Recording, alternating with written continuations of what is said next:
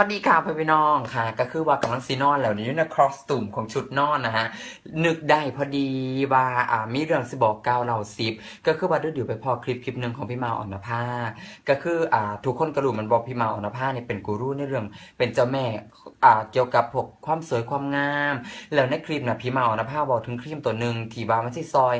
เดี๋ยวสิบอกว่ามันซื้ออย่างก็คือว่ามันสิซอยเกี่ยวกับเรื่องฝ้ากระจุดด่างดำตอนนี้ด้วยดิไม่มีปัญหาในเรื่องของกระมีลายแห้ง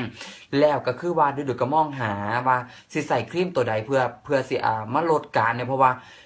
ในเรื่องของความใสนะมันก็โอเคในระดับหนึ่งแต่ว่าตอนนี้เนี่ยคือมองแล้วนะมันแบบคัดจีเจ้าของนะหนาใสแท้แต่ว่ากะนี่บ่หายไปเลยแม้กะนี่เป็นแบบฝังแน่นมากฝังรากนั่นสินะดูก็เลยแบบว่า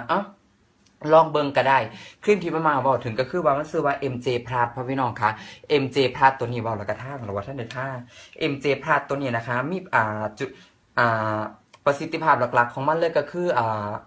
ลดฝ้ากระจุดด่างดำพ่อแม่พี่น้องแล้วบัดนี้ในอินเทอร์เน็ตคนขายหลายเด้อคนขายหลายๆสิบอกให้ฟังก่อนแล้วบัดนี้สิเน้นย้ำก่อนว่าตัวนี้นะเขาจะเอาบันไดมาจ้างรีวิวเด้อบันไดมาจ้างรีวิวคือดูดิวซื้อมาใส่เองแล้วมีความรู้สึกว่าใส่ไปเรื่อยๆมันก็รู้สึกว่าแฮปปี้ดีเนื่องจากว่ามันก็ตอบโจทย์พวกกราฟพวกอย่างสิมันเริ่มจางลงก็เลยมาบอกให้ฟังเพื่อนหลายๆคนกำลังมองหาว่ากำลังประสบปัญหาในเรื่องของมีฝ้าจุดด่างดำคือจังรุดดิวนี่แล้วก็เพื่อสิลองใส่เบิงแล้วบัดนี้นะตัวนี้มัน